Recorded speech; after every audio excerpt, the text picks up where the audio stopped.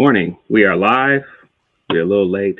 Technical difficulties abound, but we're here. First stream of 2026. Here to review Wrestle Kingdom 20. This is kind of my favorite time of the year, so excited to get into this card. But got my co-host here, Righteous Reg. How are you this morning? It is your favorite rapper, your favorite writer, and also your favorite podcaster. Feeling good on this Monday morning. It's 26 still. We're here. Had fun at the West Coast Pro Show last night doing commentary. If you want to check that out, definitely hop over to the West Coast Pro YouTube page. But yeah, good fun times a year around Japan at this time to begin the year, Phil, especially New Japan. A lot of newsworthy stuff usually happens during this time at this show, but this show was crazy.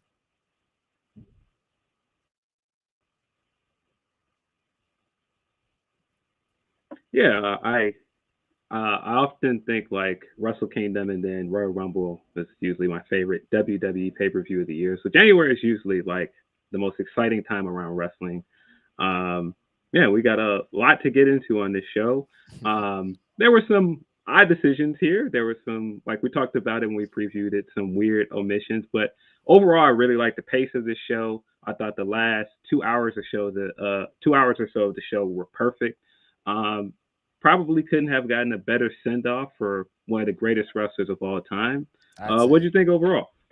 I think that I love like that, like you're saying, the second half of the show felt like a movie, honestly, like how it was booked, especially like the ending. The crowd really got into the show towards the second half. You can hear them. They were into all the near falls and everything going on. So yeah, I think the first part, I was like, these are Wrestle Kingdom style matches, like the 4-ways and all this stuff, but it just like was going by really fast. Things are happening really quickly. It felt like the second half of the show, they let things kind of breathe and it started resting, and it felt like New Japan vibes, New Japan crowd. Like, I loved it. Yeah, for sure. Everything sound right? J Roy saying my mic sounds weird.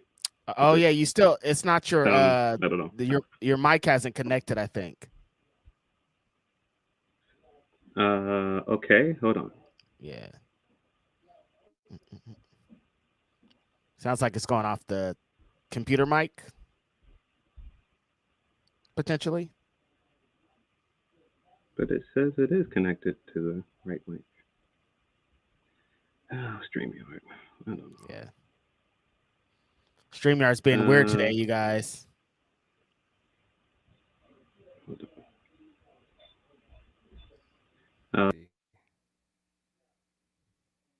It changed the settings on me. Mm-hmm. That's you. I can hear you. Okay. Can you hear me now? Yes. That's you. Okay. Yeah, it just changed the settings on me. All right. Sorry. I was just gonna go with the flow. You know what I mean? I'm like, look, if it's like this, it's like this.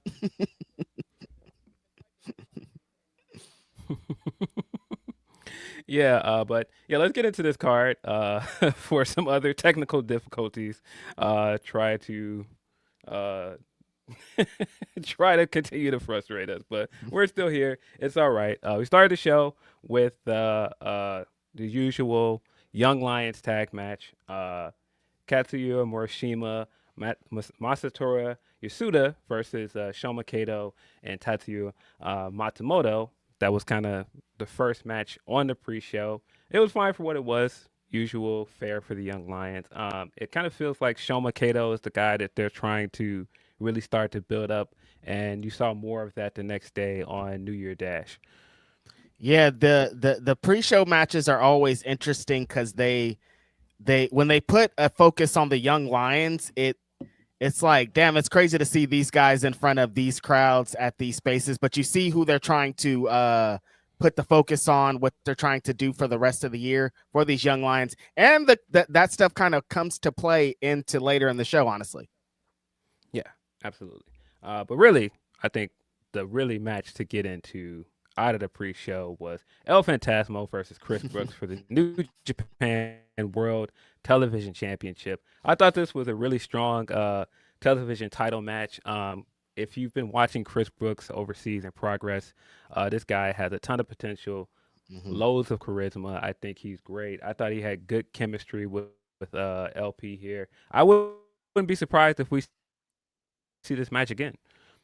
Yeah, I thought this match was super fun. There was a lot of backlash online. People are like, why are they bringing this DDT stuff to New Japan? But it's like, look, you got to have some variety in this show. It's going to become later in the night like a full pro wrestling spectacle. So, like, I think this was fine. These guys work really well together. They were excited to have this match and have this opportunity on this show.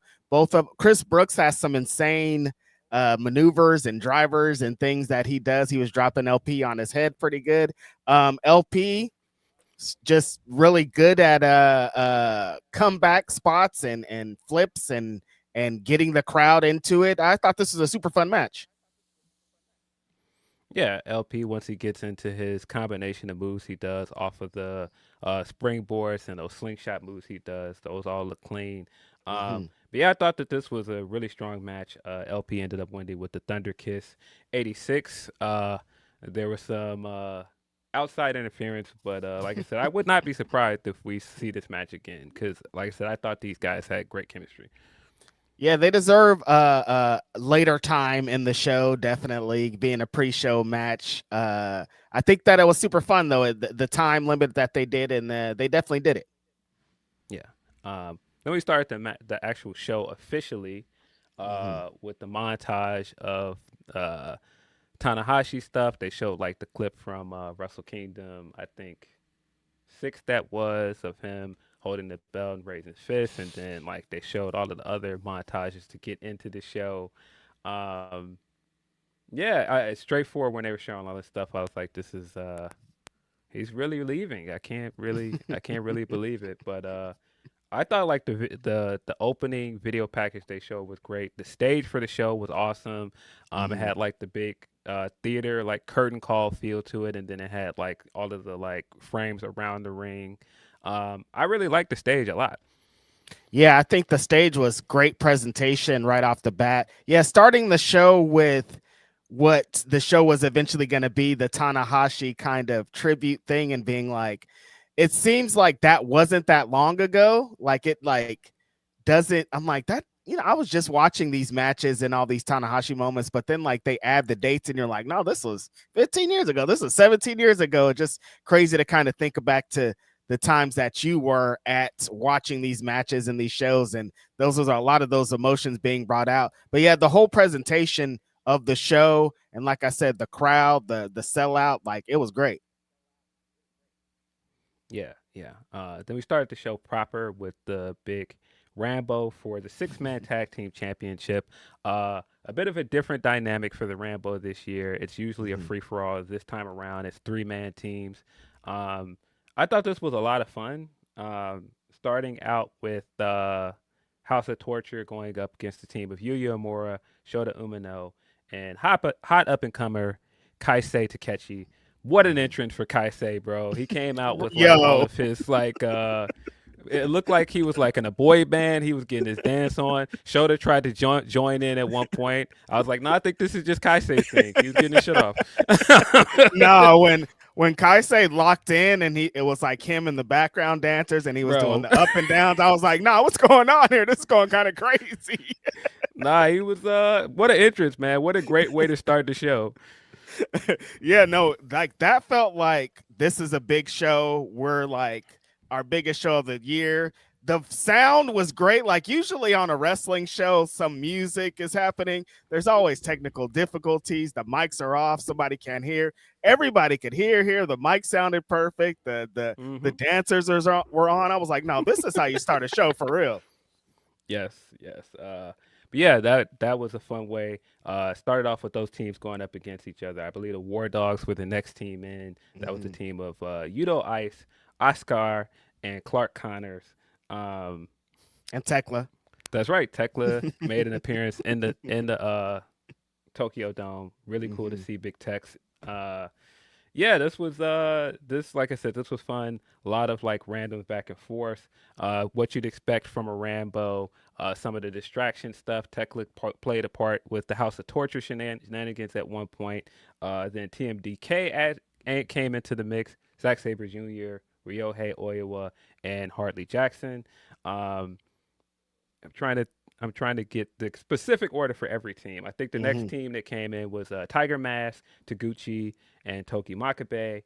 And then after that, we got Bishaman, the team of Hiroki Goto, Yoshihashi, and Bolton Oleg. One of the funniest entrances of the night, though. Yo coming down in his Yano cosplay was hilarious. Just him doing all of the Yano mannerisms, having like the robe on, having his hair slicked back and everything like them. That was hilarious. Those are the reigning champions to start this show. Toru Yano, Master Wato, and Yo. They were hilarious. I was kind of surprised how quickly they got eliminated, but it kind of felt like this was just like the gag to get this thing started, which again it's the Rambo, and if you know like the history before with the Rambo and Yano, he's usually here to be like comic relief. Yeah, this is kind of the comic to get the comic relief out of the show and to kind of celebrate the guys that aren't going to have a big match, so they're all here kind of on display. What I kind of noticed early and that was interesting throughout the night, when you get 40,000 people, you really get who has heat and where stuff goes. House of Torture, Phil. I know people talk crazy about them, but a lot of them shenanigans be getting the crowd going pretty hot, and it started here in the Rambo. Yes, Team 100 was also in the mix. Taichi and Kojima and Tomohiro Ishii. Just like I said, this isn't going to be for everybody. I think the Rambo can be very divisive. But I thought that this was fun for what it was. I think like the fun entrances we got and getting to see a lot of guys that really should have been on this card and seeing the reactions they were getting, like Goto and Zack Sabre Jr. and even like the Knockout Brothers, and just how they got a good reaction. And it just kind of felt like, yeah, maybe they could have put this card better, especially with like, the year that some of these guys had that ended up in the Rambo. It would have been nice to see these guys in their own match or like a one-on-one match, even just a tag match. But like I said, I think this served its purpose. TMDK ended up picking up the win. This is Ryohei Oiwa's first championship win with this company. Big one. Zach fulfilled his promise that he was going to get his guys some gold. Also, the big unit, Hartley, this is his first championship as well. This made sense. It did kind of foreshadow what was going to happen in the main event for New Year Dash. But like I said, it was fun for what it was. It was a lot of silly stuff, but I think that, if you know the Rambo, that's what this is for. Yeah, I think to what your point was, when you saw guys like Zack Sabre, when you saw guys like Goto have their little moments in the Rambo, you saw what the energy was from the crowd. So it was like, man, if these guys would have gotten one-on-one matches, it could have been a completely different story for some of these guys having to, start the year off in a good way. But, Zack Sabre Jr. fell in the dome. Yeah. The guy, it's really kind of hard to miss for him. I mean, him being in a match, it was almost kind of guaranteed that he was going to get the win. So seeing TMDK get the big win here made sense. Yeah. I wish they would have had more for Zach, but it is what it is. Oiwa, man, the crowd loves this guy, man. He is extremely talented as well. Eventually, he's going to be the guy that they lean on. And you could see that a lot this morning with New Year Dash. Zach and Oiwa were not successful in their challenge for the tag titles, but after the match, there was still Oiwa chants. Yeah. That people want to see him get a big win. They want to see this guy more on the card. So I think we'll see a lot more of him in 2026. I think that's a good sign. Sorry if you have not seen New Year Dash. I just spoiled the main event for you. Spoiler alert. But yeah, the Knockout Brothers, to not much of a surprise, they did retain. They did set up some more matches for them going forward. They seem to be really setting up Yuya Amora and Shota Umino as challengers, continuing going forward for them. I'm not sure where that's going to pay off, but I definitely think eventually those two guys will win the tag titles. Shout out to the Knockout Brothers retaining their belts, putting out that news that they're here to stay in New Japan. There was a little bit of controversy on what these guys are going to do. But, dude, I love their energy, Phil. I think they add so much to this tag division, and they're needed bad. Iowa is such a great surprise here, you know, seeing the crowd get behind them because they need young guys. They need people that are going to lead this company forward, and he is definitely one of them. And to see the crowd already getting it is super exciting. Yes. Up next we had, which was not to surprise most of us, probably one of the best matches of the night. Shuri versus Saya Kamitani, winner take all match for the IWGP Women's Championship and the New Japan Strong Women's Championship. This match was incredible. And like I said, not to anybody's surprise with the two people that are in it.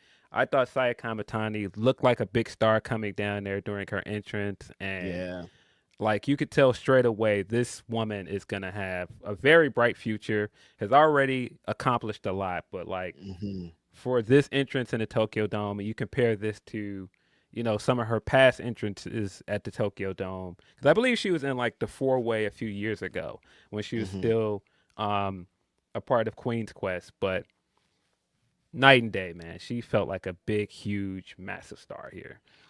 Yeah, coming out the second match of the show and feeling like the show is getting started into something big, and that entrance and her kind of after the year she had, Phil, and getting to take that all in, take them 46,000 in, and just be like, I made it to the Tokyo Dome in a singles match, title for title. Like that just felt like such a big moment for her. Yeah, Shuri came out there and put this woman through the ringer, though. Oh my God, pelting her with these super stiff kicks. Several times when she was like on the mat, like sitting on the mat, she's like kicking her in her back and kicking her in her chest. I was like, bro, these kicks are crazy. Putting her in all of these like Fujiwara arm bars and like trapping her down and like putting her knee all on her neck and like wrenching back on the arm bar. She was putting her through it. Saya Kamitani hit some big moves here as well. But man, this was really Shuri. Like she was relentless in this match, man. They kept bringing up that Shuri came up under Tajiri, and I kept being like, I can see, dog. Like, I understand every kick. She has those buzzsaw kicks. Like, it was just pretty much her being like, I'm happy that you're having your moment here. This is great for you, but I'm going to kick your back. I'm going to kick your head. I'm going to kick your chest. Like, I'm just going to hammer you down till you can't move anymore. The closing stretch of this, Phil, where both of these ladies started trading big shots, but Shuri, she got into that mode where she was just like, there's nothing you could do to me here. There's only one outcome here, and it's me murdering you. And that finish and how she splatted her in the middle of the ring, I was like, yo, this felt like a big match. It felt like an epic. We're both trying to win these championships. Like, this is how you start this show. Yes. Yeah, like I said, Shuri was relentless. Saya Kamitani did have like a big comeback spot in the match. She hit like a really good Blue Thunder bomb at one point. But yeah, once it went back to the mat game, because that's really Shuri's bread and butter as someone that has done MMA. Yeah, she was putting her through it. She forced a rope break at one point, she being Saya Kamitani, but Shuri, again, coming back with the roundhouse kick, buzzsaw kick, ended up winning with her finisher. Huge win for Shuri, man. I thought that she looked great coming out of this. I don't think we're done here. I do think we'll see these women face off again. But yeah, big win for her. She is now a double champion. I thought that she, like I said, this came off very well. To see where New Japan is with women's wrestling as well, to go from a place where they were giving the Stardom women a spot on the pre-show or giving them an exhibition match, and now like you have like a straightforward championship match, winner take all match at that. And then you have two of the biggest stars in Joshi wrestling right now putting on such a great match. They got time to cook as well. Mm-hmm. I was really happy with this. Yeah, it showed me how diverse women's wrestling is. Them getting time to lay everything out, to establish who they are for people who might not know them in a single match, and both of them doing. You left that match being like, I understand who both these wrestlers are after the performance they put on. And like you said, Phil, this is still a New Japan thing for us, especially people that have been following along for Tanahashi in that time. Like, women's wrestling like this was not presented. They weren't given the opportunity to be on the same level as the men. And this felt like these women are trying to have the match of the night, and they had one of the matches of the night. Yeah, they definitely tipped it to steal the show, and they're pretty successful on a night when most people are going to be talking about Tanahashi. I think one of the other biggest talking points coming out of this show was how good this match was. Both of them are incredible. Yeah, we had United Empire taking on the unaffiliated guys and War Dogs up next. David Finlay got to come out and do his big entrance with the Gatling gun. I thought that looked cool. Drilla Maloney being Drilla Maloney.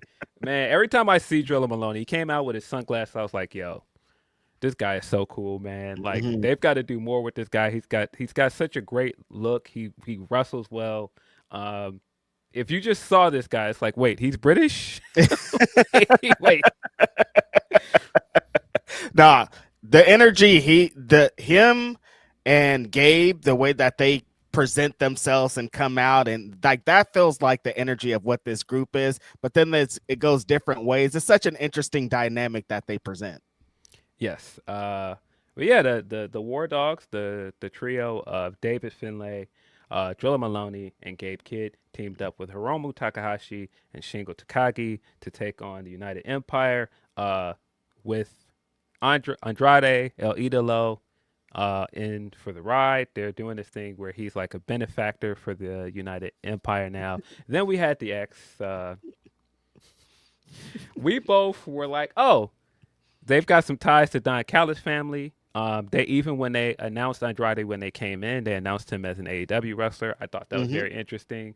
Definitely feels like he will be back in AEW very soon. That's exciting to hear. But yeah, when you saw the ties to Andrade and Don Callis family, and also thinking, oh, who's in Don Callis family that's a former member of United Empire? Oh, maybe it's gonna be Fletcher. And so then Jake Lee came out as the surprise, and I was like, oh, some people are not gonna be happy with that as the surprise. But it is kind of a big deal because Jake Lee has been gone for over a year. He did his big debut with New Japan coming over from Noah in 2024 as a part of the G1 Climax. And then he got injured shortly after that. He was supposed to be Gabe Kidd's tag team partner in the World Tag League. Unfortunately, because he was injured, Gabe had to find a replacement. So that also played into the story here of Gabe being very upset that this guy flipped on a War Dogs and started teaming with United Empire. But yeah, people were very split on Jake Lee's emergence here. Even his music and everything, I was like, that was a choice. There were a lot of people that did not care about none of these story bits, Phil. They saw Jake Lee and they were like, get this guy out of here. I went to the timeline after I watched the show, and a lot of people that I like were like, this guy's the worst. I'm like, yo, what did Jake Lee do to y'all? Like, he is hated over here in these parts. But it played into what happened later in the night too, which was super funny. But yeah, the surprise here of seeing him at this bit, I think, was fun. Andrade, though, Phil, the way that they flipped it into he was having contract problems, but now he got the money to get out of anything. I think it's a super funny bit to be added to that. Yeah, I thought Andrade was one of the highlights of this match by far. I thought he looked like a big star. I thought he worked very well. He does that big stiff-looking back elbow that he does that looks crazy every time he does it. He hit Gabe Kidd with that. Him and Gabe Kidd's interaction in this match were great. We got some more of that this morning on New Year Dash. Definitely feels like that's going to be a one-on-one match going forward. Excited for that. The thing about Andrade that's so funny, Phil, is like you think with all this stuff that he goes through, bouncing through companies, all this contract stuff, that he's not going to still be an amazing wrestler. And then he is like in this match, he was like the exact Andrade we know, like going crazy, hitting the big dive to the outside and having all the bravado and swag and all that. So it's like he's still the same guy. None of this has deterred him from who he is. Yes. Yeah, but really the story of this match was rebuilding the United Empire behind Callum Newman as the new leader. It was really good to see Hanare back. Hanare has also been injured, so it's great to see him back here. Later in the match, well, actually after the match was over, in the aftermath, we got the return of Akira as well. So it really feels like this was all about rebuilding up the United Empire as the next big heel faction moving forward. And all those young guys looked really good out there. I think having Hanare back, being out for a year is crazy. You guys know how mental plays on these wrestlers, especially like the position that he was in and where he was going. Like you want to see him go back to a hot, prominent place. And I think where the United Empire is right now is great. Callum Newman and who people call him and who he's coming under had a little interaction, I see. So like there's a lot going on with this group and how they're going to move forward. I thought that this was interesting, the way that this match was booked, Phil, because a lot of it was like it just be a one-on-one match and the other guys on the outside. So I was like, I thought this was a 10-man tag a lot of it is just one-on-one of each guy. Yeah, it was a lot of people calling ISO, getting their shit in. Right. And I don't think it worked as well as just a match. I think it was really just to advance a lot of stuff moving forward to get to where we ended up getting with the unaffiliated guys and the War Dog guys the next day. Some big implications from that and New Year Dash. But like I said, really the real story here was building up United Empire as like one of the biggest threats in 2026, which also, like I said, plays into some of the implications with the War Dogs. I saw it coming when Jake Lee was the big surprise. I was like, oh, Jake Lee's going to win this match, isn't he? And that's what we got. Jake Lee hit Hiromu with his big face break shot in the corner. He gets the pin for the United Empire. They pick up the win.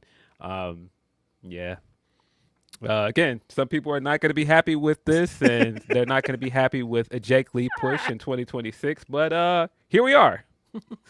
Jake Lee, and the way that his facials just kill me too, because it relates exactly to how the people feel about him. And I'm like, this is perfect though. Like, I guess if you want to have like one of those type of heat heels, Phil, like he is really filling that role. But Hiromu was not happy at the end of this match. That's going to play into some more stuff. And then, like I said, Mask Figure showed up to help celebrate with the United Empire. Ended up being Francesco Akira. He's back in the fold as well. It is good to see the United Empire guys coming back together in the mix. I do think that's going to play into a lot of stuff this year. I got the feeling immediately that's going to have implications on Forbidden Door as well. We got some more of that stuff on this morning with New Year Dash, because we got the emergence of Will Ospreay at the end of the match. And he came out to tell Callum Newman he was sorry he left them in the situation they're in and they had to find their footing without him. He just he had to finish recovering. He's got some stuff to do with AEW, but he's going to come back to New Japan to support his friend, a guy that he sees as his younger brother in Callum Newman.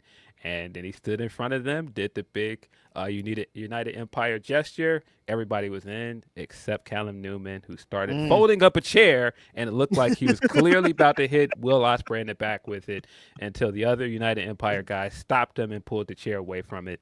Ospreay did not turn around to see all of that. I definitely think that's going to play into the build for Forbidden Door this year or something else. That makes a ton of sense, because if you're going to continue with United Empire as a heel group, you've got to make somebody the leader. That's what I've been saying since the beginning when Ospreay left. Callum Newman makes a lot of sense. He's going by this Prince thing, obviously playing into like Prince Devitt and the Bullet Club. And I think they made a good choice with Callum. I think Callum has a ton of potential, man. I think that he's done a great job character-wise in this role. But yeah, we definitely have not seen the end of this. There will be more stuff with this. I would not be surprised if we get a reluctant team up of Kyle Fletcher and Will Ospreay against the old United Empire guys. I like where this story is going. It feels like that's what it is. Will Ospreay coming and laying some groundwork for a return to New Japan is great news for all of us wrestling fans. I think Newman, like you said, Phil, you have to have a defined leader because the heels with guys running lawless bit doesn't work that well without some guy kind of leading the way. And I think he's taking that role pretty well. Yes. Then we had entrance from Doki. Doki made the point on the show he is not going to defend the IWGP Junior Heavyweight Championship. So he joined commentary during the number one contender match, and he continues to do this bit of he's a heel, he's a double champion, but I am not going to defend my belt here. You guys don't deserve me. And I don't want to outshine Tanahashi. This is his night, which is a very heel thing to do. And I liked all of this stuff. I don't know if I still don't really care for the idea of not just putting the title match here and putting a number one contender match here, but I think Doki did get a lot of heat out of this. I like that bit about not wanting to outshine Tanahashi. That made me laugh during the broadcast. But a not injured champion being here on commentary and they're having a match that could have some more stakes if he was just involved in it, and then he's there in the match doing bits anyways. I was like, okay, this is a little bit confusing as to what I would have did. But I mean, if you wanted to get heat on Doki, it worked. Yeah, he was definitely getting massive boos in this match. So it ended up working the way you would like it for a big heel like this. But we got a 4-way for the number one contendership. El Desperado took on Taiji Ishimori, Sho, and last year's Best of Super Juniors winner, Kosei Fujita. Fujita it came out with a brand new entrance, new theme music, and it played into my prediction. I was like, oh, Fujita's going to win. He's going to come out of this as the number one contender. They're going to go off to the races with this guy, the youngest Best of Super Juniors winner in history, and he didn't win. Psych. But I thought the match itself was fine. I thought like this was a great display of what the juniors can do. There's a lot of shenanigans at one point that I didn't think really helped us. We got House of Torture shenanigans, and then we started getting like the other juniors that are not in this match coming in and showcasing. They were doing the big dive to get them out of the way. And like I said, I don't think that necessarily led to a very cohesive match. This ended up being kind of messy at one point. Well, before I go any further, what did you think of this match? Because I have thoughts. This is always one of my favorite matches on Wrestle Kingdom, like I was describing earlier. A 4-way or something for the either stakes for the Junior Heavyweight Championship or something involved with that. And so I was looking forward to this, but then, like you said, it started breaking down. House of Torture shenanigans are in there. I'm like, wait, what are these guys doing here? What's going on here? And I was like, it made me start to think about kind of the state of the New Japan Junior division. And I was like, it's interesting. It's kind of an up and down thing, Phil. I think they're trying to figure out what the next steps are, but they keep just going back to what has made it successful in their minds in the last couple of years. And it's getting a little bit frustrating. Yeah. 4 very talented guys in this match. I mean, Desperado is incredible. Sho is really underrated, and I think it's because we don't get to see what he can do as much anymore because he's doing a lot of this House of Torture stuff that I'm not the biggest fan of. And then, like I said, you've got a bona fide guy that feels like he could be the future face of this division. He's here. Kosei Fujita. Taiji Ishimori is still in insane shape. He still looks incredible.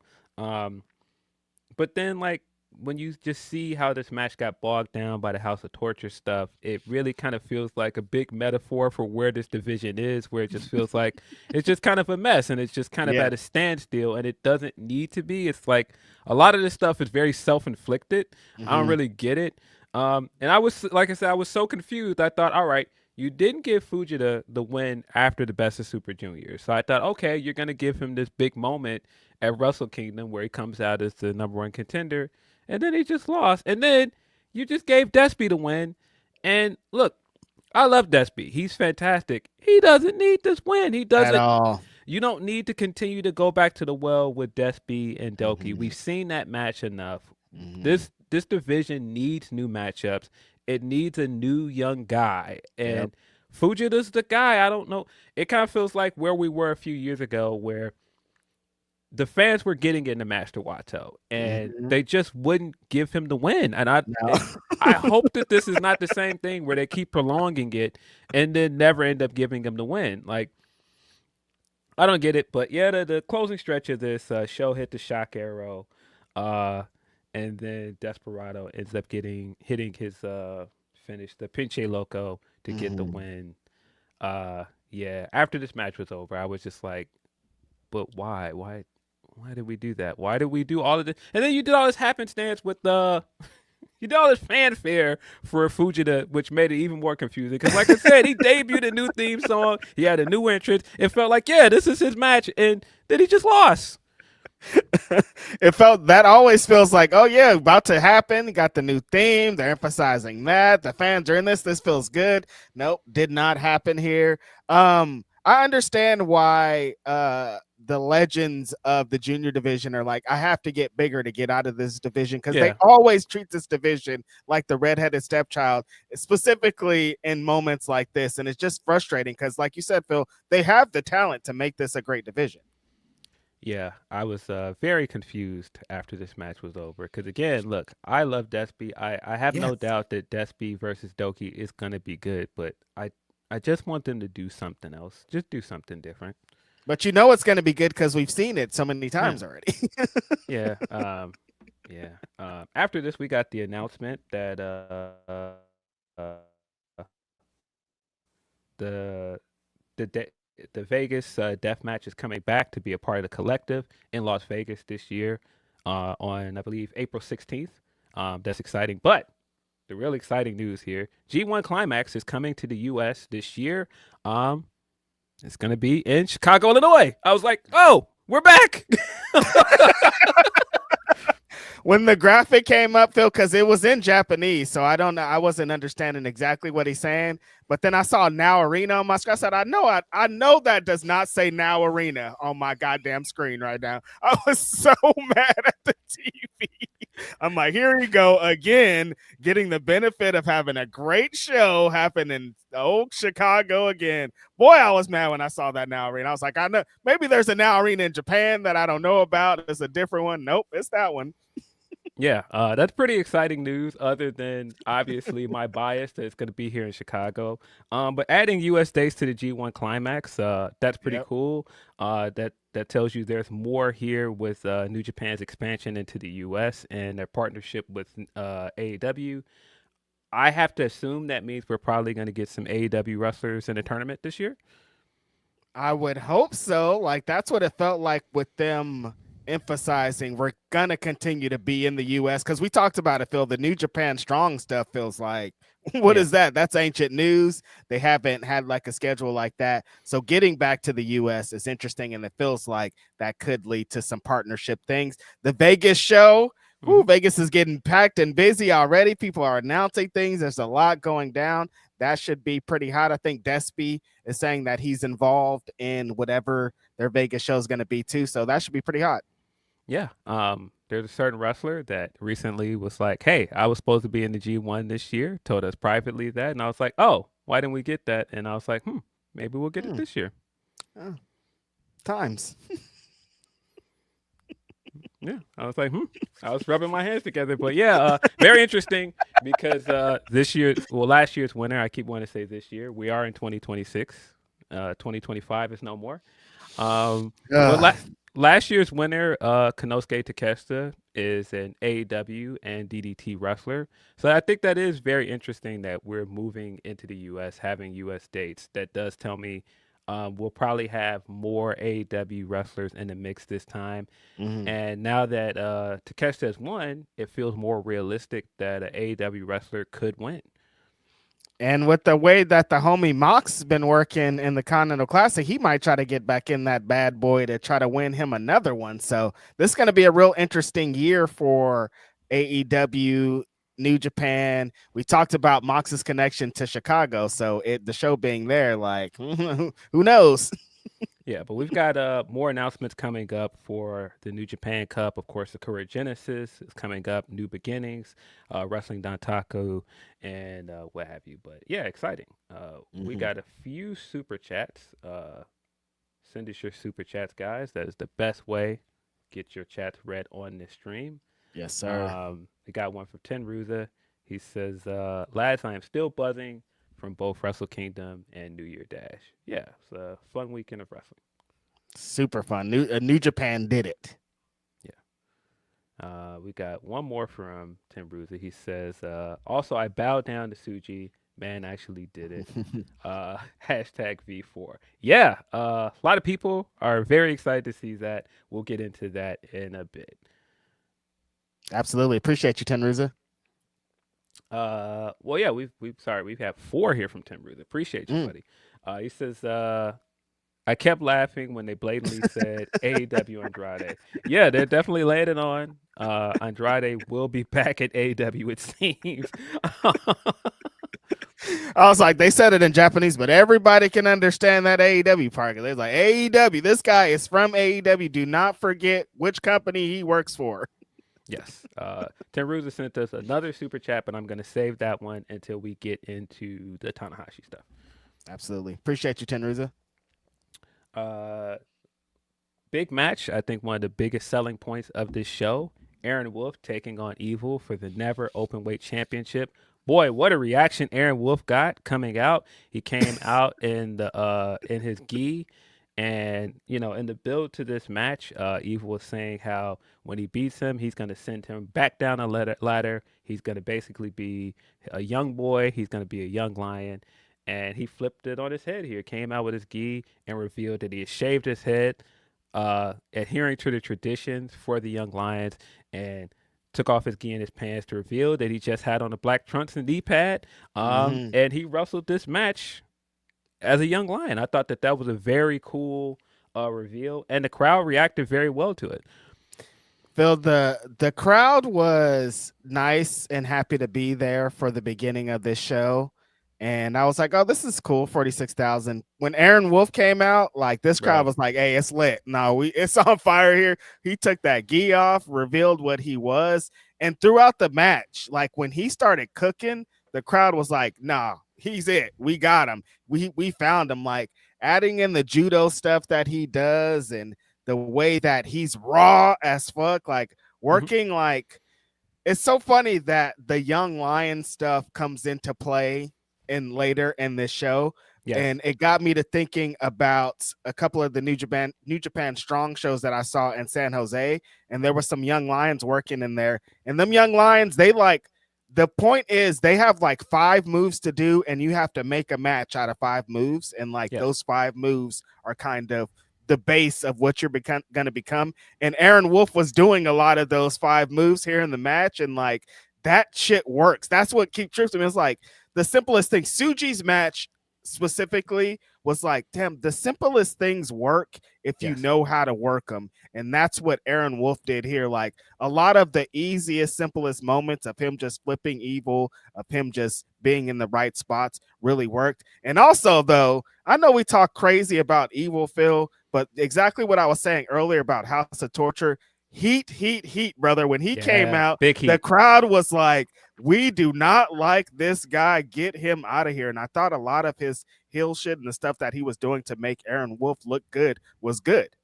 Yeah, man. Evil played his role well here. What a great entrance as well. I thought his entrance felt like a big match entrance. The purple, yeah. he looked like 98 Undertaker for a little bit there. Yeah, he had like the big ring coat on that was fire. He had the band and everything with him. I thought his entrance was awesome. But yeah, Aaron Wolf adhering to tradition here.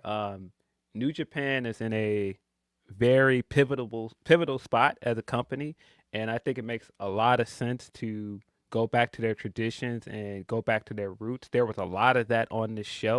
Absolutely. And so, getting the visual of Tanahashi in the montage as a young lion with his haircut, with the buzz cut and the trunks, and then you see Aaron Wolf after the press conference coming straight out. This is the first time we see him with the buzz cut. I was like, oh, that was perfect. Like, if you're a fan of this company, if you're a fan of the traditions of this company, it was hard not to pop for this. I thought that was great. And then, like you said, Aaron Wolf, man, he looked great. I know that like there was some talk about him. He's still gonna look green in some ways because there's a difference from going from judo and Olympic wrestling. I mean, Olympic style martial arts to pro wrestling, and so he still has to figure out some things like the theatrics and like running the ropes. But he'll get there. Bro, when he started getting them judo moves in clean, he had a clean Olympic slam in this thing. He had a frog splash in here. It's frog splash. Yeah, it was great. But yeah, the House of Torture stuff worked really well here as well because it made Aaron Wolf look like a big, persevering baby face. Yep. And the more and more they stood against him, the louder the crowd kept getting on his side. So I do think there's a disconnect when people talk about like how they don't like the House of Torture stuff and how the domestic crowd reacts to them. The domestic crowd is very much into this stuff. They are. I think that like the crowd was extremely invested throughout this match, and I think it's a testament to the work that Evil does as a heel, but also just how popular this guy Aaron Wolf is, man. He got the second biggest reaction of the night, man. And I wasn't sure where you would go with him. I wasn't sure if you would debut him and give him the championship win in his debut, but bro, that reaction when he pinned Evil, I was like, oh no, this was the right decision. But yeah, I was surprised also how much he did. They did a lot of the House of Torture stuff. Fale put him through a table. I was like, oh, he's really here. He's really a pro wrestler. No, they throw him right into the fire. Like you said, he hit that frog splash and he was heavy on that frog splash. Boy, I tell you, like Nike, he's definitely going to take some time to get to where they need him to be, but he already gets it. Like it's only up from here. There's nothing like he understands all the fundamentals. He understands what it takes to get the crowd into it. Like this was really fun stuff. When he started throwing everybody around, it's like, oh, they got somebody, they got something, and it felt good. Yeah, when I was talking about a movie earlier and it feeling like a movie earlier, this is what it felt when it began for me, Phil. When they showed the montage later with Tanahashi and he comes down as a young boy, I'm like, this felt like they wrote this. I mean, they did. It's perfect. Wrestling, and it's like it just everything works so well together. Yeah, perfect. When Tanahashi is doing his last bow and he's on that cart and one of the young lions that's pushing it is Aaron Wolf. I was like, dog, that's so great. Come on.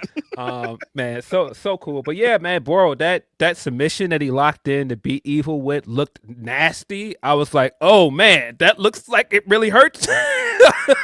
I'm like, oh, this is how you lock in a submission and sell a submission and pass out with a submission. You just like really make it real out here. Yeah, that there's a lot of moments throughout this night, Phil, that I was like, oh, Japanese wrestling just does everything different. That's it. Yeah. But yeah, Aaron Wolf picked up the win in his Wrestle Kingdom debut. He is the new never open weight champion.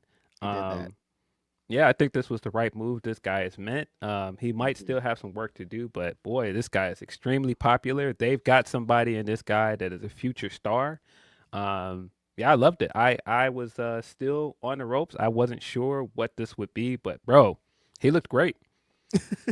And it being Evil on the other side, Phil, was making me laugh at so many points because I'm like, damn, Evil is such a, I don't want to say underrated because that probably sounds crazy, but when he has to play his role, he really plays his role. Yeah. And they picked him specifically because they knew what he could do in the ring, and it totally worked.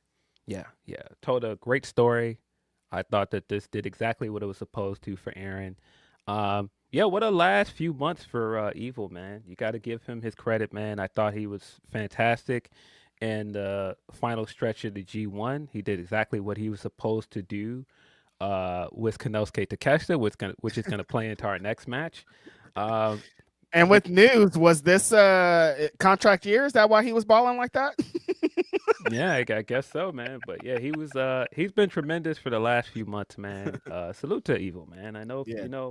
I say often how some of the House of Torture stuff is not for me, and it's not because like they're not good heels. Sometimes I feel like it's too much of it. I've had Yes. fatigue of it, but overall, I thought Evil was great in this match, man. Can't do anything but give him his credit. Right. Yeah. Really good match here. That's how you debut a guy on the hugest stage. Let him shine. Everybody shined in the match and get a big win. Like, perfect. Yes. We got Yoda Tsuji taking on Konosuke Takeshita in a winner-take-all match for the IWGP World Heavyweight Championship and the IWGP Global Heavyweight Championship. Bro, this match was fantastic. Bro, it started slow, but man, the longer it went, this match was phenomenal. I thought Tsuji came out and felt like the guy from the beginning. He had what the kids are calling aura coming straight out the gate. He looked incredible. Konosuke Takeshita, again, big match wrestler, built for this kind of match, this kind of stage. When he was coming down and you could see he had that big smile on his face, he was trying not to smile. During his entrance and during the match, you could tell how much this means to him, how much he has wanted to wrestle in the Tokyo Dome at Wrestle Kingdom, defending this belt, what that belt and its lineage means to him. And he took off his raincoat and he revealed he had the scarf on, like one of his idols, Shinsuke Nakamura. Of course, he's really good friends with Nakamura. They've like taken pictures together recently. This was the start of me getting emotional during this, man, because I was like, oh man, and of course that's gonna play into some stuff later. Nakamura was not here, but what a great way to honor him. What a great nod to him. Yeah, to have that little thing be able to be like, this is his mark on this show, I thought was super interesting. Yeah, Phil, you needed an epic Wrestle Kingdom January 4th match. This was it. Like, the fucking next up guy is here in all his glory to take over the company. He told the guy that's about to retire, give me the flag, dog. I'll fly this flag for us. I'm New Japan till the day I die. Make me the guy. He's here. Takeshita's this world beater. He's a huge match wrestler. He's bigger than a big match wrestler at this point. Like, this guy just does not miss. And yeah, Phil, these guys just have chemistry. That's how you start. Like, they both know who they are. They both know what place they have in the wrestling scope. And yeah, a lot of stuff that I was talking about earlier, the Young Lion stuff really came into play here in this show. Because I think, or in this match, because Yoda Tsuji the whole time was trying to prove to Takeshita that this was all mine. Like, everything that they gave you should have been mine. This is my company. How dare you kind of come to my house and put your shoes on my couch, essentially. Like, there was a lot of him trying to shut Takeshita down from being this big bad man, but then Takeshita will just come back and knock him out at one point, and he'd smirk to the crowd, and you're just like, this guy feels like this is all his too. It felt like a really big epic battle, Phil, from the start, like you're saying, even with just the entrances. Yeah, there's a lot of criticism to have about Gato's booking for sure, but I think one of the best things he did with the G1 is making Takeshita feel like this big obstacle to get past. Doing the matches with Zack Sabre in the tournament and really setting up that the last champion, like, he couldn't end up out of 3 matches. He couldn't end up beating Takeshita. Takeshita felt like this big world beater coming out of the tournament because he beat some of the biggest stars in the tournament, and then ended up beating Zack Sabre for the championship. And I know some people were not happy with that because they were like, oh, they brought this AEW DDT guy in and put him over our stars. Like, how does that help us? And I'm like, just give it time, guys. A New Japan guy is gonna beat him, and it's gonna feel like the biggest deal in the world because you've presented him as such a dominant wrestler. And I thought that really came across here. I also really loved, like you said, a lot of the tradition and stuff that was played up here in this match. Is Tsuji being like, no, this is all I ever wanted to do. You're talking about like, oh, pro wrestling's for everybody, and like DDT and its lineage, how much you love this company, how much you love wrestling in the U.S. No, I only want to be here. This is my home. I'm waving the flag for this company, no other company. Hey, everything you're saying sounds great, but at the end of the day, Shinny Home Pro Wrestling is what I represent.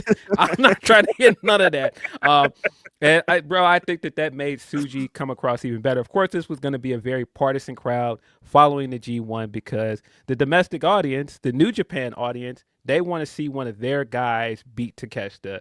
And again, I think that building the G1 the way that they did, I think that worked incredibly well here because, bro, the atmosphere for this match was fantastic. I think that added so much to the action in the ring. It did. Takeshita being Takeshita, hitting him with the big, huge power drive, knee strikes, and the Germans, bro, his Germans are still some of the best in the business. The deadlift that he does into the German still looks fantastic. Tsuji basically did it as well. He copied his deadlift that he does and did that big slam, and then right after that, Takeshita hit him with a Gene Blaster of his own. That was an awesome sequence. Then also the entire match, boy, the finish to this match was brilliant. The entire match, it still seems like Tsuji's weakening his midsection to beat him with the Gene Blaster. And so you keep getting all of these spots throughout the match where he's continuing to work that midsection. So you're thinking, oh, this big Gene Blaster is coming and it's going to like break this guy in half. It came. It eventually did come, but bro, just that sequence of Tsuji getting ready to try and hit the Gene Blaster and Takeshita intercepts it with that knee strike. That was crazy. Insane. The big raging fire Takeshita hit him with for that near fall where Tsuji got his foot on the rope. That was great. But yeah, when we finally do get the Gene Blaster, oh my God, bro. He lit him up. Yeah, I thought that was an amazing story of the match. Tsuji kept hitting Takeshita with forearms, but to the gut. And so Takeshita would go up top and Tsuji kept going to the gut. I'm like, he's really going for that gut. Like Phil saying, this must be a story for the Gene Blaster. And he just continuously worked it over. And the Blue Thunder Bomb, I know everybody's seen this Blue Thunder Bomb. The wildest Blue Thunder Bomb, maybe top 3 that I've ever seen, happened in this match. Takeshita off the top rope to Tsuji, and that bump, like, take me out of here. Like, there's no way he had a breath. There's no way he had anything going on here. But yeah, them kind of, it's funny because didn't we talk about this on the last pod, Phil, about trading moves? And I was like, I don't know how I felt about it. In this match, I was like, oh, let's go. Like, this was perfect. This feels like a really great way for them to trade moves because they understand who each other are. There was one point where the desperation was setting in for Tsuji and the crowd, Phil. I think the crowd, this is how you take a match from one place to a different stratosphere, is when the crowd is into it like they were into it. Tsuji was their guy. There was no other option than him winning this match, and they rallied him to win the match. Yeah. But yeah, that's what I'm saying. You know, the booking of the G1 really, really helped this match. Keeping Tsuji away from Takeshita until this match. You had that very weird finish where they tried to sell us on Tsuji getting knocked out momentarily, and that's how he got taken out of the G1. So you had the question mark of, hey, maybe if he did face him in a G1, he would have beat him. But I think, again, that made this match feel bigger because they pushed it down the road long enough for when it got on this show that it felt like a bigger deal. But yeah, that Gene Blaster that Tsuji hits towards the end of the match looked absolutely disgusting. Split this guy in half, and then locked in a Boston Crab. If you know, you know. That is one of the moves that the young Lions can hit. locks in the Boston Crab, and because Tsuji has been working the midsection throughout the entire match, hits him with this devastating Gene Blaster. He ends up tapping out. I thought that was great. Of course, also Inoki used the Boston Crab multiple times throughout his career. Of course, that's not the hold he's known for, but he has used it multiple times. I immediately thought about Inoki, thought about the Young Lions when he hit this. What a great way for Tsuji to win the IWGP World Heavyweight Champion. Is officially double champion, like his mentor, Naito. And then they replicated the thing they did with Naito. And I was like, why, Gato? Why? This match was so good. It was such a good moment for Tsuji. He was getting ready to do the roll call, and that's when Jake Lee came down and jumped him. And I was like, we didn't really need that, but I don't know. It felt like the perfect ending to the match, Phil. It was the perfect ending to the match. They told a beautiful, amazing story in this match with him attacking his midsection. Like I was talking about earlier, I watched these Young Lions. I remember watching that show in San Jose, and it was like 3 or 4 of those matches. I'm like, why are they all using the Boston Crab? I'm like, what is this? Why is this a thing? I did not get it. And so it coming to play in this match with what I was talking about earlier, Tsuji being like, this is Inokiism, bro. This is all we ever cared about. We came up on this, and I'm going to finish this match with this to really let you know what time it is. And so him tapping out to that and the way the crowd reacted, I was like, you couldn't write a better big story. It's the Dome. It's Wrestle Kingdom. It's the night of Tanahashi's retirement. Tanahashi has done the Boston Crab before, like so many connections to this. And I was like, damn, what a feel-good moment. He got on the mic, start talking. The crowd was super into it. Like, it was like, this is a culmination. And then Jake Lee showed up, and the vibes were not the same. I was like, wait, hold on. Wait, no, what's going on? Jake Lee's next? That's crazy. Yeah. This was, I suppose, supposed to make you think about Naito's big crowning moment and Kenta coming out and interrupting him before he could do the roll call, and then famously sitting on top of him and holding up both of the belts. What a beast Kenta. I wasn't a big fan of that moment, but man, what a beast Kenta is. Jake Lee is no Kenta. This was not that. I think if this was somebody on par with Kenta, it might have worked a little bit better. Maybe you could have just gave Tsuji the moment as well. I don't know that you needed heat in this moment, but I mean, the match itself was so good. The finish was so good. Everything about this was booked to perfection. And I was like, oh, Gato just has to be Gato. He just can't help himself. He could not help himself. But yeah, other than this mark on it, the Jake Lee stuff, man, this was so good. What a great celebration of New Japan as a company. Everything that they did in this match to tell the story, and even how much you can tell Takeshita respects New Japan and like some of its predecessors, some of the most famous New Japan wrestlers. That came across really well here. I just wish we stuck the landing without this aftermatch stuff. It also made me think about, Phil, when Shota was in this position and realizing that you don't just do it to do it. Because I felt at the time I was like, maybe you just do it. Like, we just gotta move forward on the future of this business and what New Japan's gonna be. But then you get this moment and you're like, oh, you understand when it really is building, it really is the time, and the moment really needs to happen, and they actually do it. You're like, oh, that's why. Yes, absolutely. Yeah, I still haven't quite sold my Shota stock.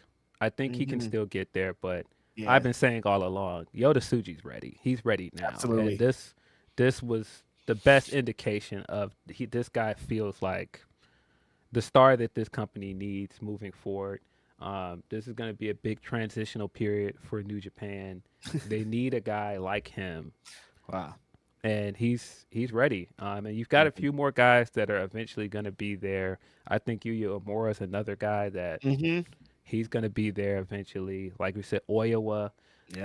They've got some options. But we got more of the Jake Lee experiment moving forward, guys. Who do you do of any of the guys that you named? Do you think they're a rival for Suji? Like in 5 years, who's going to be Suji's rival? Because Suji was saying that it could potentially be Takeshita in his post match promo. But like, do you think any of those guys are like the guy that could stand on the other side of the ring from him? I think Yuya Uemura makes a lot of sense. I think like if the closest, I mean, you cannot replace Tanahashi, but the closest comparison of this generation of guys to Tanahashi is Yuya Uemura to me. Like just like the way he wrestles, just his look and everything, he's the most similar to Tanahashi. Okay, so he's gonna give up those baby face. The crowd is gonna be behind him vibes, so he could fill that role. Let's see. That's super exciting for me. You know. Yeah, you could just see the makings of it with Yuya. But like I said, Oya is gonna be there. Eventually. I don't think we probably will see Takeshita Suji again. This match was way too good to think we're not going to get it. This was an instant classic. I think you'd be foolish to not revisit this at some point. And Takeshita just does it again. Like every time we talk about one of his matches, we're like, he did it again. He did it again. He's amazing. But we got more stuff with Yota Tsuji this morning on New Year Dash. He talked about coming into this match how much he wanted to bring back the version 4 of the IWGP World Heavyweight Championship. Very popular belt. And he kept his promise. Immediately. He came out with the global belt in his hand, and then he revealed under his coat that he did indeed have the version 4 back. It is back in the mix. The Coda era belt is no more. I had gotten used to it, but you just cannot replace the IWGP V4 belt, man. It's just such a beautiful belt, man. Like you can't get better than that. And I think that's why a lot of people didn't want to give the last belt a chance, even though, like I said, I didn't think it looked that bad, but version 4 belt is just so fire. You can't replace that belt. When you see the V4 belt on Tsuji, you're immediately like, oh, yeah, that looks, it just looks better. It presents better. I love how he immediately was like, nah, tomorrow I'm about to bring that up. Like, I'm not waiting no time. This is the belt I'm carrying, and I'm carrying it right now. Like, really great way to start his reign. Today. Get that belt out today. Get them off balls out of here today. Yes.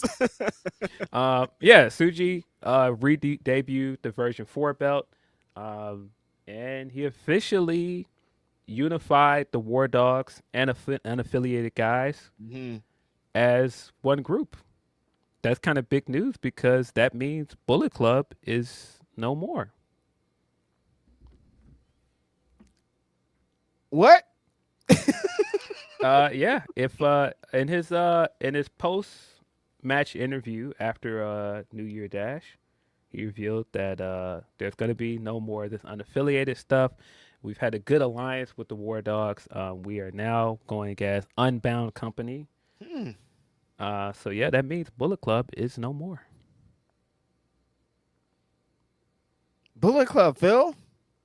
I don't know what that means. I don't know if this is going to last. Maybe some of these guys branch off, or maybe another group becomes Bullet Club. But I do think that that makes a lot of sense with the way that they're trying to build up United Empire as the next big heel faction. I think you've already got House of Torture, and now you've got like this group led by Gaijin and Callum Newman. It's kind of a bit of overlap. And as much as I think that like the War Dog stuff was good and David Finlay eventually became a good leader for that group, I don't know if there's necessarily room for what Bullet Club was anymore when you have two other big heel factions, and those guys and War Dogs were getting more popular. People are not booing Gabe Kidd at this point. No. Drilla Maloney is getting more and more over. When he and Shingo did the big kata kata kata, people were into it. So Yeah, this feels like the right move. Curious to see Damn. what this means moving forward, but that's a pretty big implication when you think of like New Year Dash and how big of a part Bullet Club was in New Year Dash. I mean, 10 years ago at New Year Dash, that was when Kenny Omega and the Bucks kicked AJ Styles out of the group, and that's what started the Elite era of Bullet Club, which eventually led to the creation of AEW.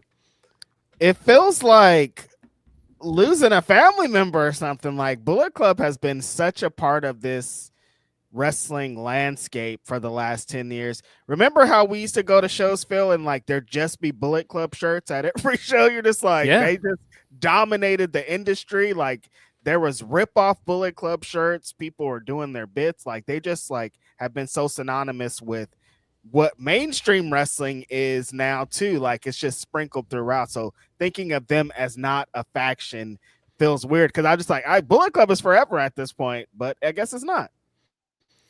Um, yeah, I think that's a good prediction. Zeno Hours. Zeno Hours saying his prediction is Callum splits off from United Empire, takes over the Bullet Club moniker. I actually think that's a very good prediction, Okay. and especially with Callum using the moniker of Prince and like the allusions to Prince Devitt. He did not seem very happy at all with Will Ospreay still trying to mold this group in his image and coming out like doing the that. big United Empire um, hand gesture at the end.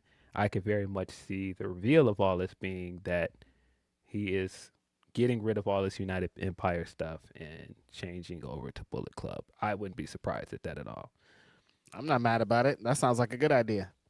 But yeah, for now, Bullet Club is no more. It could eventually come back. It is such a big group, and it's been such a lucrative IP for New Japan. It's kind of hard to believe that it's going to completely go away. I suppose we'll see, though. I mean, like you're saying, there is a lot of crossover with these heel groups and what they represent. So it does kind of make sense to at least put it to the side for now. Yeah, but that's probably, excuse me, one of the biggest implications coming out of New Year Dash this morning that Bullet Club is no more for the moment. Rest in peace. Yeah, what a run, man. When you think of like the impact Bullet Club has had on pro wrestling, Yeah. all of the like leaders of Bullet Club and how they eventually became big stars and how they've come to the U.S. and had such a big impact here. Like I said, the Elite and what led to the start of AEW. Yeah, Bullet Club has to go down as one of the greatest pro wrestling factions of all time. I mean, I think of like AJ Styles went to become WWE champion. Kenny Omega, like you said, went to like AEW essentially exists off of the work that was put in the Bullet Club. So like, I don't. It's crazy to even think about them not being a group, but like what they did, and they're gonna be one of the greatest parts of history. So it worked out. Yeah. Got a few super chats. Mm-hmm. Yeah, I'll save that one. We got one from Rafael Garcia. He says, Gato is the king of missed opportunities. all them bad knees and necks in the ring, and you couldn't get a Bengay, Icy Hot, or Biofreeze sponsorship layup. That's hilarious. Yeah, at the end of the night, I bet you it smelled like it in that locker room. I tell you what. Yeah. Tim Ruth also says, I want Forbidden Door just to see the V4 with the AEW title, bro. Some things are in motion. I definitely think we saw plenty of seeds that's going to build into something for Forbidden Door with the United Empire guys. And I have to assume the Tsuji and Okada stuff that they've been kind of building to, that match is going to happen at some point. I don't know that if it happens at Forbidden Door. I don't know if it eventually happens at a Wrestle Kingdom, but Tsuji versus Okada has to happen at some point. Yeah, it has to be in the running after what happened specifically in this show here. Yes. And just the way that Tsuji's been moving, the way he's been talking, like, nah, this is my company. I only want to wrestle here. Oh, you couldn't put anybody over on the way out? That's all right. Well, I'm taking it. This is my spot now. And now he could come after spoiler alert and be like, "And you were the one." Like, dog, it's up. Yeah. Got another one from Tenru that he says, "Shout out to Bullet Club and that iconic theme, bro. There's just so many memories attached to Bullet Club, man. Like wild times, man. It's hard to believe that it's completely gone, but we'll see." Like I said, all them rip-off Bullet Club shirts. At one point, I was like, okay, everybody stop. Don't do this no more. I don't want to see them no more. Like, it got to a place where it was too much. So, like 2016, 2017, wrestling was running off of Bullet Club's backs. Yes. The main event, Hiroshi Tanahashi's retirement match. Unbelievable. Yeah. What a match. What a great send-off for the ace. Kazuchika Okada came out in the dome for the first time with his new entrance theme. What a banger of a theme song. I think it hits. Looking at the way that the Japanese crowd reacted to it was very funny though, because it was like they popped initially for the coin drop and then they were like, oh, okay, what's this? But you got your new theme while you was over there? That's crazy. Yeah, but this was all about Hiroshi Tanahashi. When he entered the arena, bro, that reaction for him, bro, like everything it was supposed to be. And again, like I was saying during the IWGP / IWGP Global title match, I was already starting to get emotional. When he was coming down and doing his entrance, you could see he was already tearing up. I was like, man, come on, bro. We were already getting in the feels during his entrance, man. Just the Go Ace. When the Go Aces started going off and they're panning the crowd and some people are hiding behind their pictures that they're holding up because they're crying. It's like, oh, this is about to be to be one of those. Yeah. But yeah, this was great.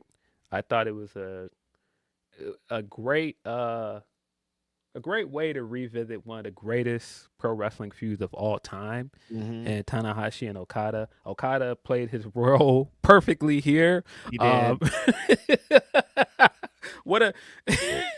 What a terrible man this guy is. At several points throughout this match, he's just like, nah, fuck you, basically. Literally, fuck you. At certain points, that was great. When he took him out for the tombstone on the ramp, I was like, that's just uncalled for. Like, nobody needs to see this in Tanahashi's last match. And that smirk that he had throughout, I thought that Okada's facials in this match told such an amazing story because it changed throughout the match. Because at the beginning of the match, Phil, he's like, fuck all this, fuck all y'all, fuck this fool. Like, I'm just having a good time here. I don't really care about this. Like, this is just another day in the park for him. But as the match went along and Tanahashi started to rally the crowd and he started to throw some bombs, Okada got into the match like, oh no, you really trying to kill me out here. I think I got to finish this match. Yes.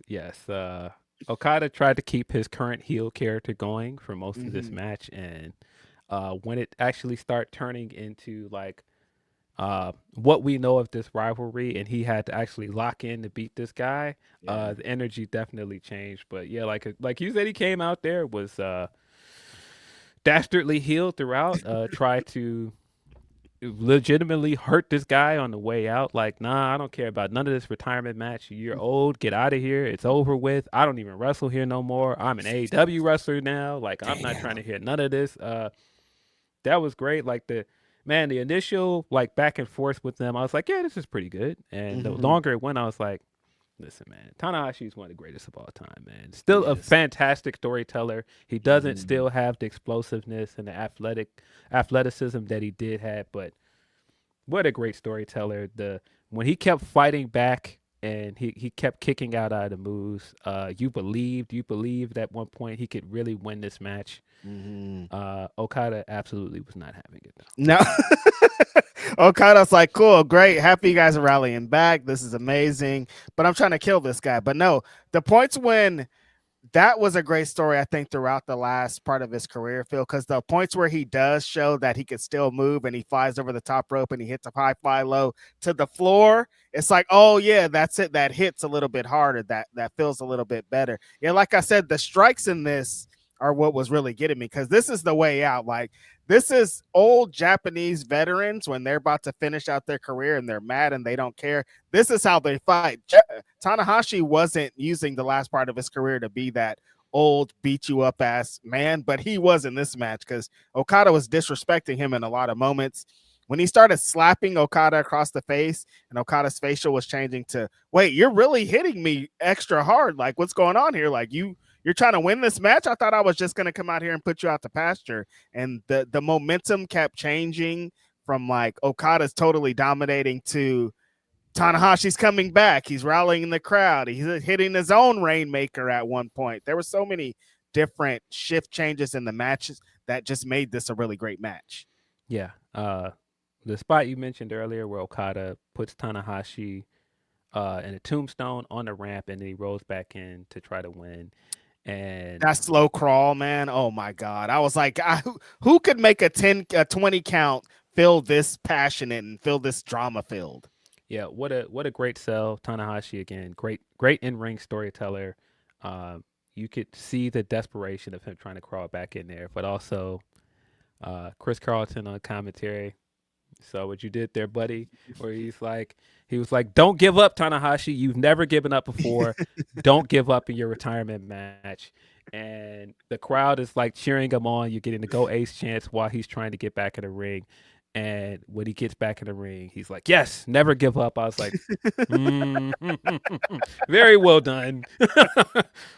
Perfect time. And there's one point where he's locked in the Boston Crab too, and they were like, rise above this Tanahashi. I'm like, you guys, I see what he wouldn't tap out in his going on here. He wouldn't tap out in his last match. All of that stuff, like building the story off of that of Okada also trying to force him to tap several times. I thought that was played very well. But yeah, some of the big hope spots that Tanahashi had in this were great. When he kept coming back with like these big combinations, like he had the twist and shout like 3 times in succession at one point. That was great.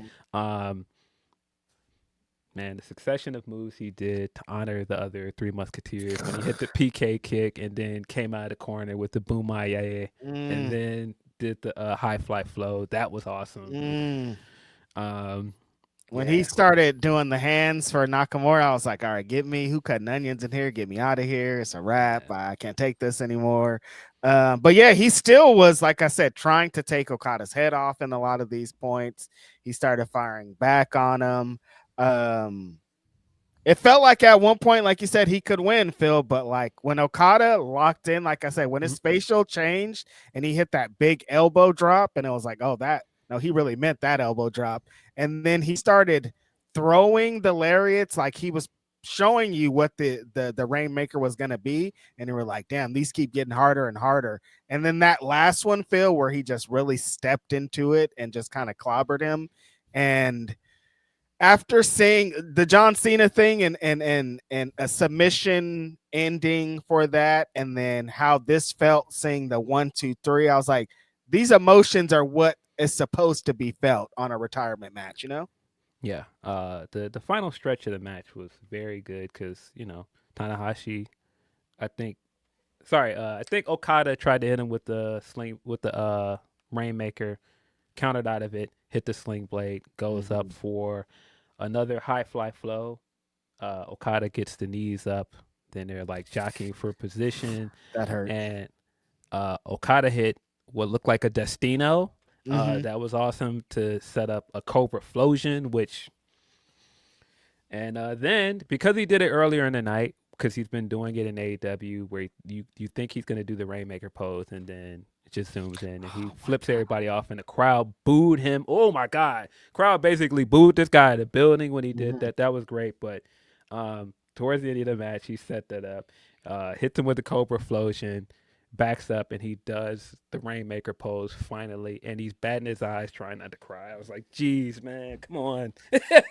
It's so funny that this was all kind of set up in AEW, like him doing the middle finger thing throughout the tournament, throughout the last year, essentially, and we all being set up. Now I'm just expecting the middle finger.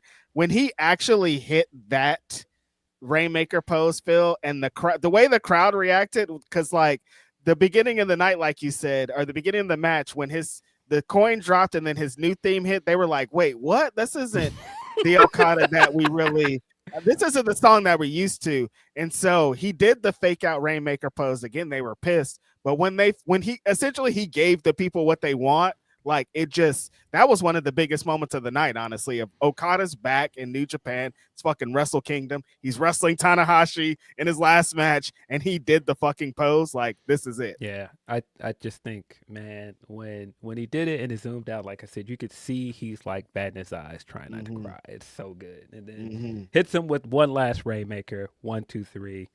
Tanahashi is finished as an in-ring competitor.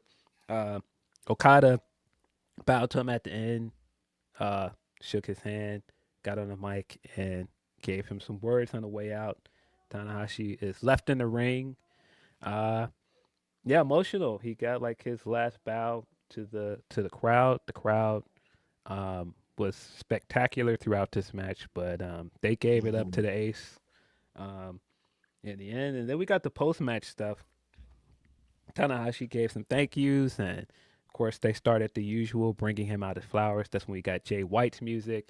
If you remember, of course, Jay White went on excursion, his first match when he came back.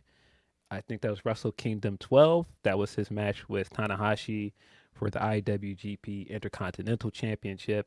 Then they kind of continued to feud because Jay White joined Chaos at one point before he joined Bullet Club.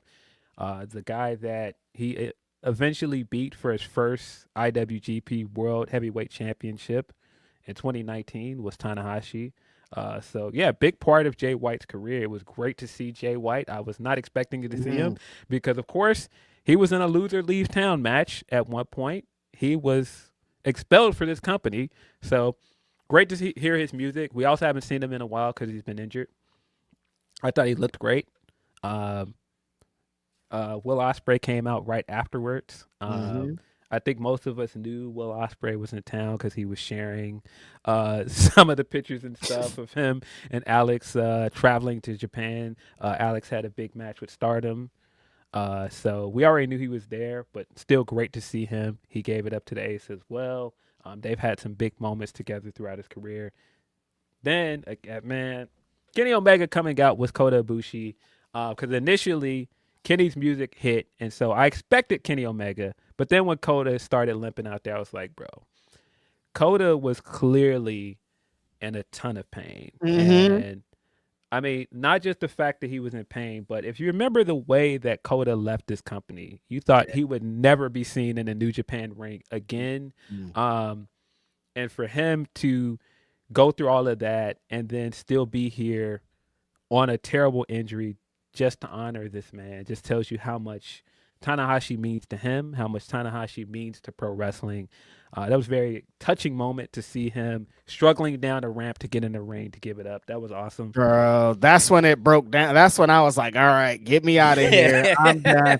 Seeing Kota limp down there, it's physically, you can see, you know, in your brain, he probably needs crutches to get down there, but was like, I'm not using these crutches because how could I walking down to the Tokyo Dome? And Phil, when he got in the ring and Tanahashi gave him them like, little bro, you made it punches, I was like, all right, get me out of here, dog. This is crazy. Can't handle this. It's too much. That was great. We got that great group picture of them, and eventually Keiji Muto and some others came in the ring.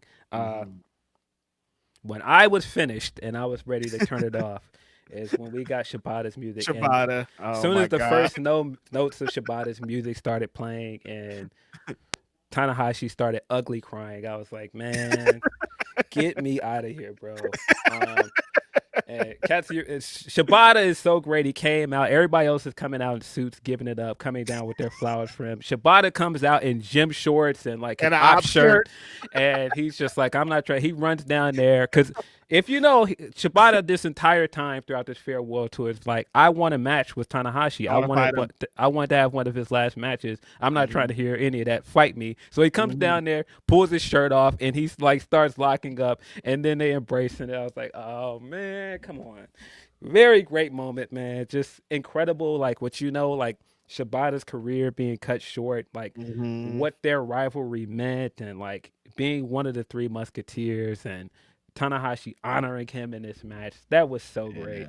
Yeah, like Shibata, there was moments they thought Shibata wouldn't be in a ring again. Yeah. And then he gets in, rip off his shirt, they chop each other and embrace. Like, this moment is insane. Tanahashi is just bawling the whole time, just like going through it with every step. But some of them make him feel a little bit more. And the Shibata one hit him really hard, hit us all really hard. That was such an emotional moment.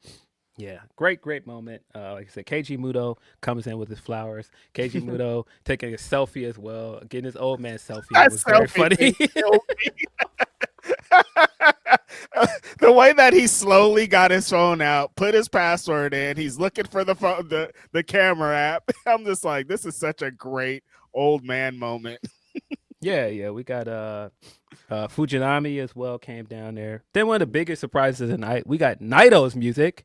Naito, who has not been in this company for months, he just debuted with Noah recently. Oh my god! Naito still doing his long entrance in the middle of this retirement segment was fantastic. And you cut back to the ring, and Tanahashi's like, "What's going on here? Wrap this up. We don't have that much time left." That was great. They cut to Tanahashi like 3 times, and he's like, "Yo, is he still not here?" And then it's great. Naito comes out first. Well, Bushi comes out first, and he's just standing there. Naito slowly prods out, and he's taking his time. But like, everybody's trying to rush through. Some people are jogging. They're getting a nice little run on. He is not. He's taking it in. He's looking left and right. He's pointing. He's doing his bits. It's just like, it was such a perfect, like, everybody had a perfect thing. Like, Shibata's thing hit perfectly for him. Like, Jay White's bit hit perfectly for him. Naito's bit was like, this is a Naito bit. So good. Yeah, but yeah, Naito coming down, slow walking to the ring, clean as always, with his suit on, and he comes in, basically cuts a little promo where he's like, I haven't been here in a long time. I don't know if I will ever wrestle here again, but maybe, I'll see you down the line. Does the LIJ salute, and he's waiting. I was like, come on, Tana, don't leave him hanging.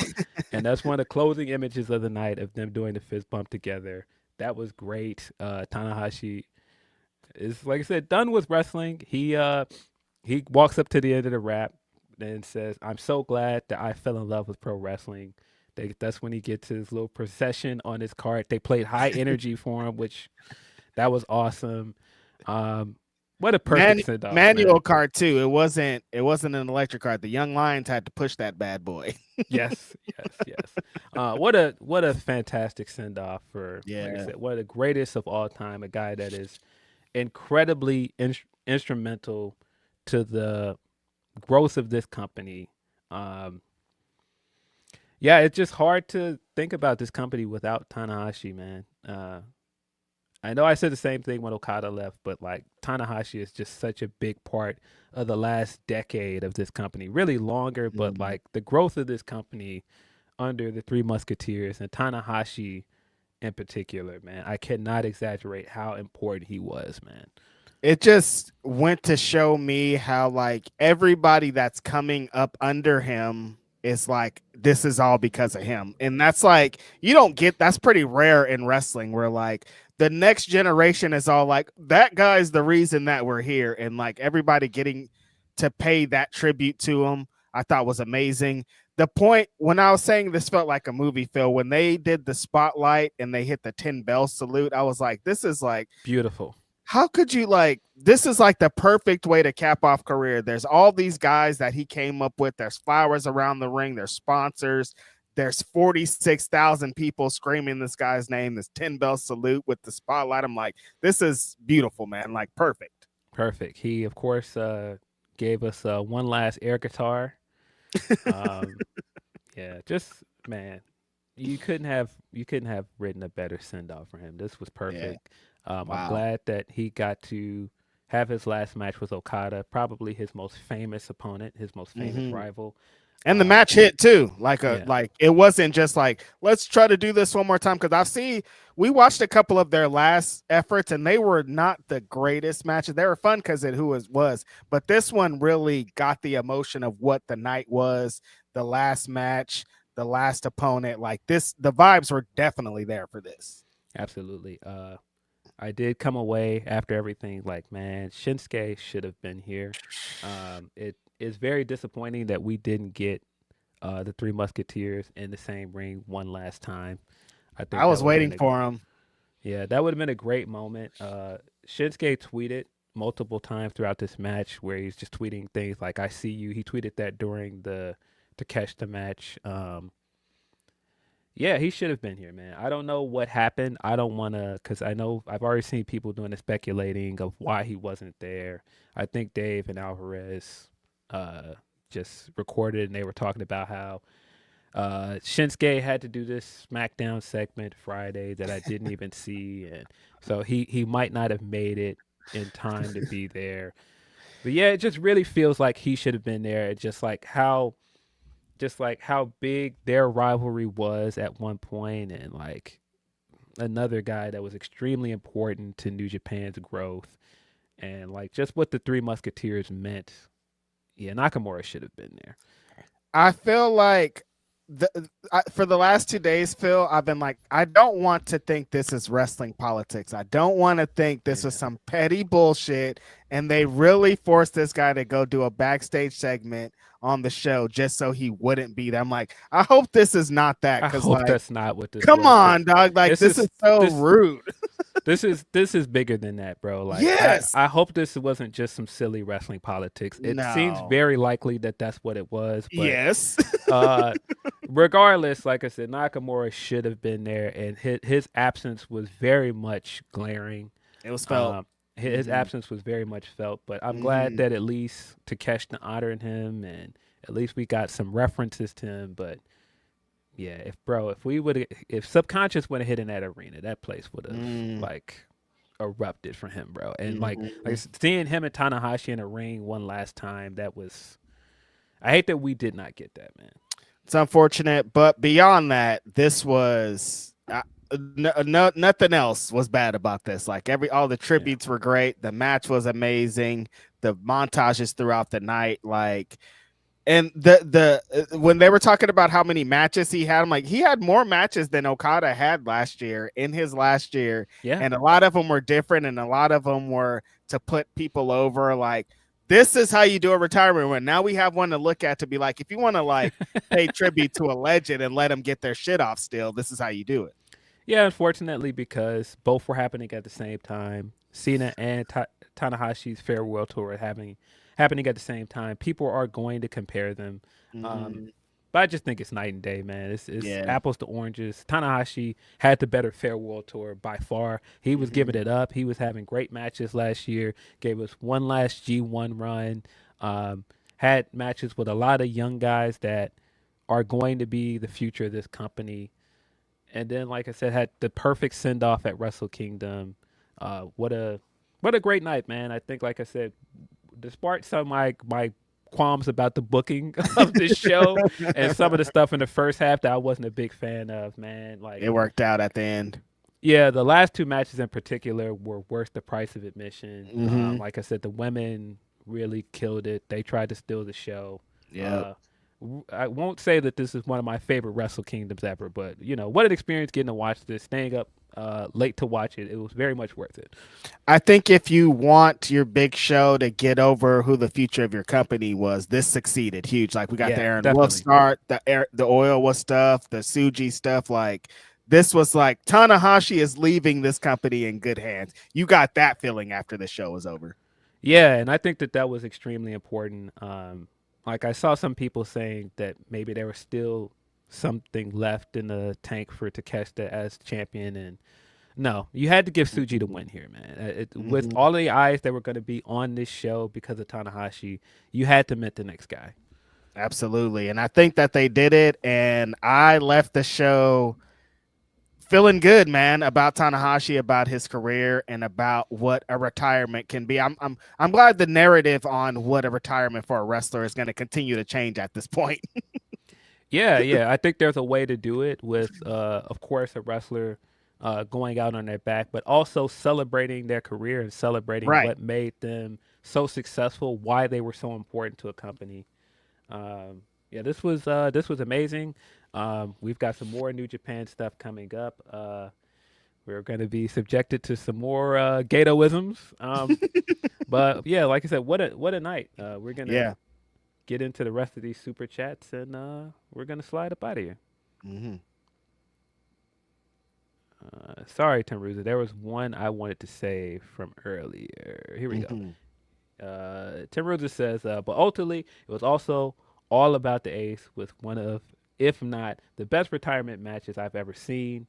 I was a blubbering mess. Shibata Naito, damn, like that Shibata thing. That was it for me. When Tanahashi had to turn his back to the screen because he couldn't handle it, it was like, oh my god, this is crazy. Yeah, that was yeah. I mean, the second Shibata's music hit, he was done. He was out of here.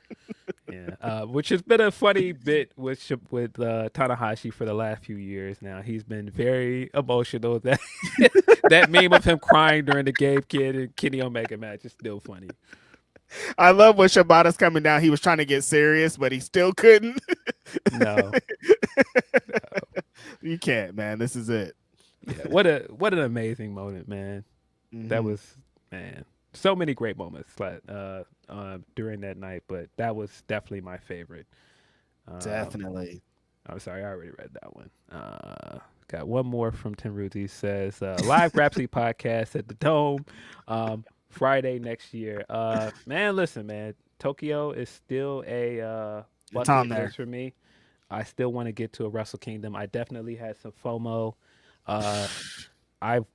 This felt like the Wrestle Kingdom to go to. Shout out to the homies at Kicking It Strong Style. They were out there. Saw a few other homies that were out there. Hopefully, I had a great time.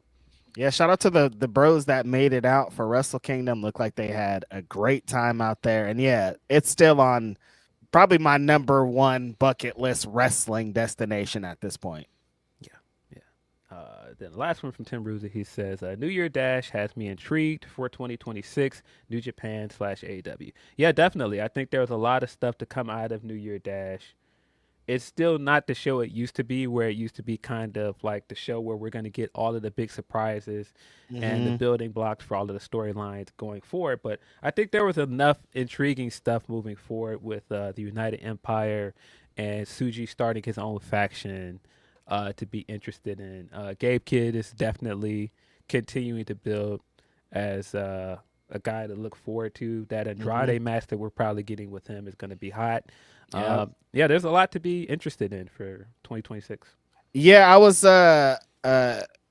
interested in all the AEW involvement, Phil, because last year we got that Wrestle Dynasty show, and I was like, how's AEW going to be involved in this year without that show happening? But they definitely laid some groundwork. I mean, Ospreay saying that he's potentially going to come back to New Japan is big deal, and it feels like Okada didn't say it, but he planted his seeds to have to come back for a square down with Yota Tsuji. Yeah, Okada in the post-match interview where he's talking about, I don't know if a retirement match for me would fill up the Dome like this, but just seeing the sellout and seeing that many people there, that's a testament to what Tanahashi has done for the business. Like, that was awesome. Again, all these people that had great things to say about Tanahashi that were very much well-deserved.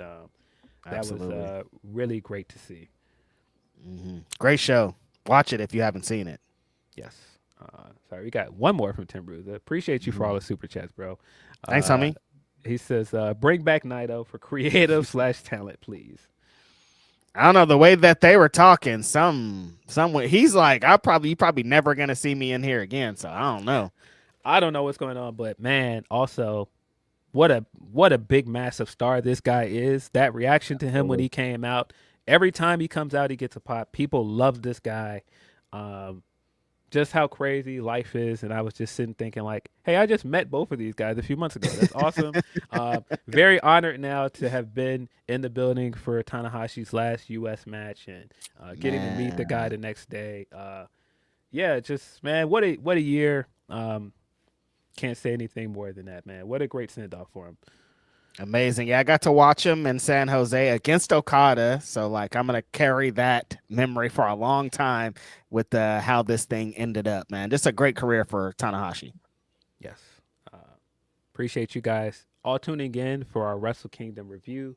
We'll be back at our regular time slot on Saturday on Fightful's YouTube channel, hosting Grapsody.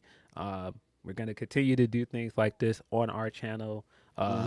Monday kind of seems like the date we've landed on for like reviews and other live streams. So stay tuned for those. But you know what it is. This has been Grapsody. I'm Phil Lindsey. It's Righteous Reg. We're out of here.